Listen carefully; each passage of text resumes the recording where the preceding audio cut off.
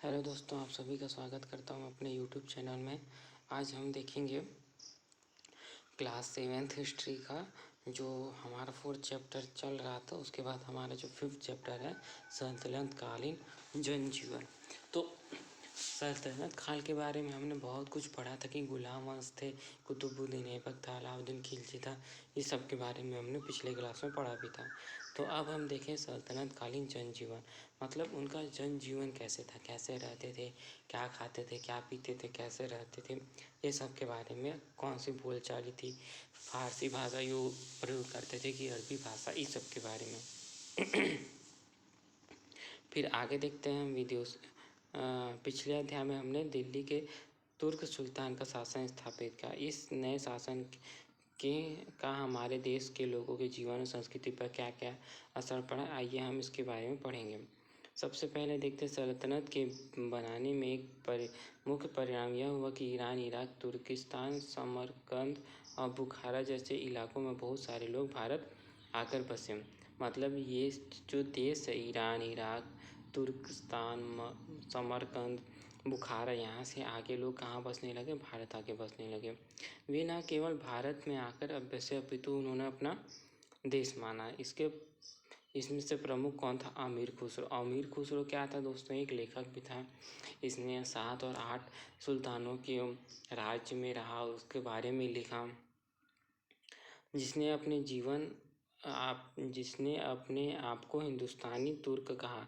उन्होंने फारसी के साथ साथ यहाँ की आम बोलचाल की भाषा हिंदवी में भी कविताएं लिखी। उन्होंने हिंदुस्तान की प्रशंसा में कई कविताएं लिखी। इस प्रकार कई भाषाएं बोलने कारीगर, विद्वान, संत आदि आकर भारत बसे। विदेशियों से बड़े संख्या में लोगों इस तरह के आने के पीछे एक कारण था कि चंगेज खान नामक मंगोल आक्रमणकारी पूरे मध्य एशिया के राज्य को हराकर उसकी सभ्यता को नष्ट कर रहा था। तो ये जो ईरान, इराक, तुर्किस्तान, यहाँ से जो लोग आ रहे थे वो इस कारण से आ रहे थे क्योंकि अब कोई लोग आ रहे हैं तो उसका कोई ना कोई तो रीज़न होगा। ऐसे ही थोड़ी वहाँ से अपने ईरान, इराक से ये सब जगह से भारत आएंगे। वो जो मंगोल आक्रमण हो रहे थे, मंगोल क्या कर रहे थे, आक्रमण करके पूरे इसकी शहर को नष्ट कर दे रहे थे और वहाँ पे जो उनकी संस्कृति सभ्यता थी उसको पूरी तरह से वो लोग ख़त्म कर देना चाह रहे थे। फिर उसके भय से इन लोगों ने दिल्ली की सल्तनत से शरण लिए। इन सब लोगों ने अपनी हुनर, विद्वता और धार्मिकता से भारतीय संस्कृति को और समृद्ध किया। फिर शासन और शासक। सल्तनत काल में सुल्तान ही सबसे शक्तिशाली और महत्वपूर्ण होते थे। शुरू में सुल्तान गुलाम से उठकर सुल्तान बने। इस कारण उसने बड़े अधिकारी और सेनापति उन्हें दबकर नहीं रहना चाहते थे। लेकिन बलबन, अलाउद्दीन खिलजी आदि के समय में तक सुल्तान राज्य का सर्वेसर्वा बन गया था। अब देखो क्या था कि पहले जो सुल्तान थे वो गुलाम वंश के थे, तो उनसे जो रहते थे अधिकारी और सेनापति उनसे डर कर नहीं रहना चाहते थे, उनसे उठ के रहना चाहते थे। तो फिर धीरे धीरे जो आगे के शासक आए, बलबन आया, अलाउद्दीन खिलजी आया, उन्होंने इन सबको दबाना शुरू किया।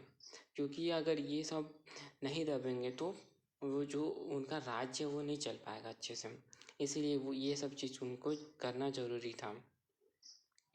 इससे पहले भारत कई छोटे छोटे राज्य थे क्योंकि उस समय जब हर्षवर्धन का शासन था, तो जब हर्षवर्धन की मृत्यु हुई तो कई छोटे छोटे राज्यों का उदय हुआ।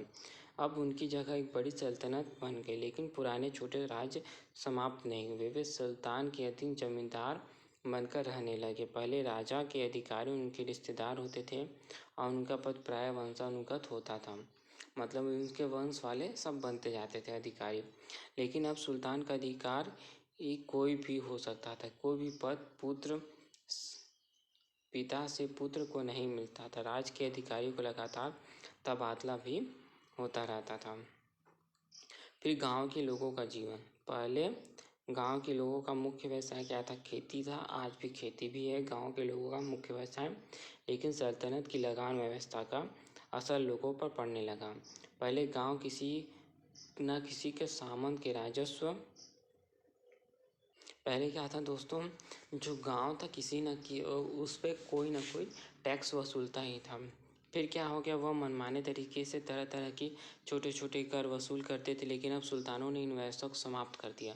अब सुल्तान के अधिकारी लगान इकट्ठा करने लगे। अलाउद्दीन खिलजी के समय हमने देखा था कि जो अलाउद्दीन खिलजी के अधिकारी वो डायरेक्ट जाके गांव से टैक्स लेते थे, और वो जो राजा और ये कोई कोई अधिकारी होते थे, कोई कोई मतलब गांव के होते थे, उनको समाप्त कर दिया गया।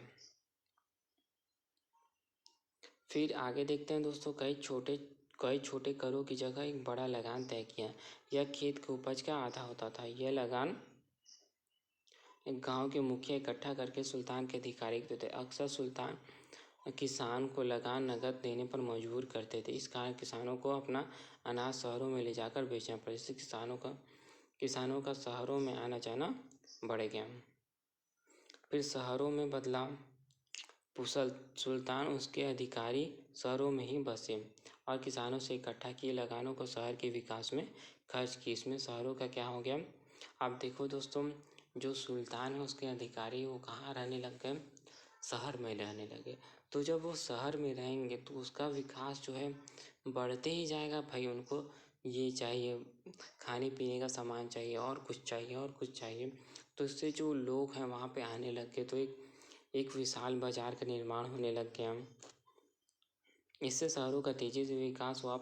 कारीगर, मिस्त्री, बुनकर, ये सब आदि बसने लगे शहर में। शहर के विकास के साथ व्यापार भी बढ़ा। तुर्क अपने साथ कई तकनीक या उद्योग लाए। इन्हें लोगों के व्यवसाय और संस्कृति पर गहरा असर पड़ा। फिर मध्य एशिया के कारीगर जो तुर्क के साथ भारत आए, इमारत बनाने के कई तरीके भी साथ लाए। अब जो तुर्क आए थे उसके जो कारीगर थे वो क्या करते थे, इमारत जो भवन इमारत है उसको बनाने में वे बहुत अच्छे से बना सकते थे। इसके महत्वपूर्ण थी जुड़ाई में चूने गारे का प्रयोग, मीनार, गुंबद, मेहराबान का उपयोग। आप आज भी इनका उपयोग अपने आसपास की इमारतों में देख सकते हैं। ठीक है दोस्तों, फिर आप जिस पुस्तक में पढ़ें वह कागज़ से बनी है। कागज़ बनाने की कला और पुस्तकों पर जिल्द चढ़ाने की कला भारत में कौन लाए थे, तुर्क लेके आए थे। उन्होंने कला चीन के लोगों से सीखी थी। घोड़े पे खुरों पर नाल लगाना, रकाब लगाना भी तुर्कों ने भी भारत में शुरू किया था। इस तरह सूती काटने के चरखे का उपयोग सल्तनत काल में हुआ। इससे पहले लोग तकली से सूती काटते थे। तुर्कों के प्रभाव से नए तरीके से सिले हुए कपड़े, खासकर पैजामा, कुर्ता, सलवार कमीज आदि का उपयोग भारत में शुरू हुआ। इस तरह नए तरह के पकवान का चलन हुआ, जैसे हलवा, समोसा। उस समय समोसा भी कीमा भरकर तला जाता था। अब देखो दोस्तों, जो तुर्क आए भारत में तो उन्होंने कई सारे चीज़ों लाए। उन्होंने इमारत बनाना शुरू किया, और फिर कागज़ पे जिल्द चढ़ाना, फिर उसके बाद घोड़े में खुरों नाल लगाना, फिर सूती वस्त्र को काटना, फिर कुर्ता पैजामा, ये सब अलग अलग तरीके से बनाने का कार्य भी तुर्कों के समय में शुरू हो गया था। फिर आगे देखते हैं दोस्तों, दूसरी ओर तुर्कों ने भी भारत से कई बातें सीखी। अल-बरूनी भारत आया था इसलिए क्योंकि उसने क्या सीखा, याद करें। उसने अब अरब के विद्वानों ने भारत के विद्वानों से गणित, खगोल शास्त्र, आयुर्वेद और योग सीखकर अपने देश में उनका प्रसार किया। अब जब वो भारत में आए तो उन्होंने भारत को भी बहुत कुछ दिया, और भारत से जो उन्होंने सीख कर दूसरे देशों, अपने देशों में उसका प्रसार किया। गिनती में शून्य का उपयोग करना भारत के विद्वानों ने अरब के गणितज्ञों से सीखा और उसे यूरोप में फैला। उन्होंने पंचतंत्र की कहानियाँ एवं आयुर्वेद के ग्रंथों को अरबी एवं फारसी भाषा में अनुवाद किए, इनसे लाभ उठाया। फिर धर्म के बारे में देखते हैं। सल्तनत काल में इस्लाम धर्म का काफ़ी प्रभाव था। फिर भारत में इस्लाम का आगमन कई सदियों से पहले हो गया था। यह धर्म पश्चिमी तट पर अरबी व्यापारियों के साथ आया। सुल्तानों ने इस्लाम को काफ़ी बढ़ावा दिया, बड़ी बड़ी मस्जिदें बनवाई, इस्लामिक संतों का व धार्मिक विद्वानों को बहुत धन दान में किया। मंगोल आक्रमण के कारण मध्य एशिया से भी कई इस्लामिक विद्वान व संत भारत आए। क्या हो गया, मंगोल आक्रमण के कारण कई इस्लामिक विद्वान भी भारत आए। फिर शेख निजामुद्दीन औलिया और अमीर खुसरो, ये दोनों क्या थे, प्रसिद्ध एक सूफी संत थे। इन्होंने खानकाह में फ़कीर, मौलवी, योगी, बड़े बड़े अधिकारी, गांव के आम लोग सभी जानते थे और उनके धर्म की बातों पर चर्चा करते थे। आमतौर पर सूफी संत तो दो बातों पर जोर करते, एक तो ईश्वर से प्रेम और दुखी लोगों की सेवा। जो सूफी संत थे वो केवल दो बातों पर जोर देते थे, आप ईश्वर से प्रेम करिए और दुखी लोगों की सेवा करिए। अमीर खुसरो ने निजामुद्दीन औलिया निजामुद्दीन के प्रिय शिष्य थे। वे एक सैनिक होने के साथ साथ एक प्रसिद्ध कवि थे। उन्होंने फारसी व हिंदी में अनेक कविताएं लिखी। उन्होंने पशु पक्षी, ज्ञान विज्ञान और संगीत से बेहद लगाव था। उनके तबले और सितार की मधुर आवाज़ें तो सुनी होगी। कहा जाता है कि इसका आविष्कार भी अमीर खुसरो ने ही किया। वह कहते थे कि संगीत के प्रति न केवल मनुष्य बल्कि पशुओं का भी आकर्षण होता है। मतलब ये जो अमीर खुसरो है और ये सब चीज़ की बातें करते थे। उन्होंने हिंदी और हिंदुस्तान से बहुत प्रेम किया। उन्होंने हिंदुस्तान की प्रशंसा में कई गीत लिखे। वे अपने आप को तोता हिंद कहते थे। सबसे उनकी पहेलियाँ आज भी लोगों की जुबान पे है। क्या आप उनके इन पहेलियों के उत्तर दे सकते हो?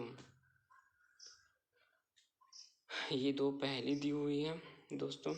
फिर इसके इन सब के प्रभाव में भारत में कई लोग ने परिस्थितिवश इस्लाम धर्म को स्वीकार कर लिया। अब भारत में भी क्या होने लग गया, इस्लाम जो धर्म था उसको स्वीकार करने लगा। इस्लाम एक ईश्वरवादी धर्म था जो एक ईश्वर को मानते थे। इस्लाम में मूर्ति पूजा का नहीं किया जाता था। इसमें जात पात, ऊंच नीच आदि भावनाओं के लिए जगह नहीं थी। इस्लाम में माना गया कि सभी लोग ईश्वर के समान हैं और सभी लोग मिलकर सरल और सीधे तरीके से ईश्वर की प्रार्थना कर सकते हैं। ये सब इस्लाम धर्म में बताया गया था कि जात पात, ऊंच नीच आदि भावना के लिए कोई जगह नहीं है। सभी लोग ईश्वर के समान हैं और सभी लोग मिलकर सरल सीधे तरीके से ईश्वर की प्रार्थना कर सकते हैं। फिर सल्तनत काल की स्थापना के पूर्व इस्लाम की कई धाराएं और संप्रदाय बन गए, जैसे शिया, सुन्नी, सूफी, इस्लामिक आदि। इन सभी संप्रदायों से संबंधित मुसलमान, विद्वान व संत भारत बस गए। सल्तनत काल में इस्लाम व हिंदू धर्म के विभिन्न संप्रदाय के बीच विचारों का आदान प्रदान और मेल मिलाप हुआ। इस्लाम में एकेश्वरवाद से हिंदू संतों पर गहरा प्रभाव पड़ा। उसी तरह योग और गीता का गहरा प्रभाव पड़ा। इस्लामिक संतों पर भी कई संतों के इस नतीजे पहुँचे कि सभी धर्म एक ही ईश्वर की भक्ति की बात करते हैं। अब जो इस गीता है, पुराण है, बाइबिल, ये सब में ही एक ही ईश्वर की बात कही गई। वे विभिन्न धर्मों के बीच के अंतर को मिटाना चाहते थे। ऐसे ही संत थे कबीर और नानक। कबीर व नानक जैसे संत ऊंच नीच जात पात का विरोध करते थे और सभी धर्म के आडंबर पाखंड को समाप्त करना चाहते थे। वे ईश्वर के प्रति सच्चे प्रेम और मानवता के मूल्य को बढ़ावा देना चाहते। छत्तीसगढ़ में सर्वधर्म समभाव एवं सामाजिक सद्भावना की भावना सर्वत्र विद्यमान थी। ये ख़त्म हो गया दोस्तों आज का हमारा ये जो चैप्टर था सल्तनत कालीन जनजीवन। ठीक है दोस्तों, वीडियो अच्छा लगा होगा तो लाइक करें, कमेंट करें और चैनल पे बने रहिए। थैंक यू, धन्यवाद।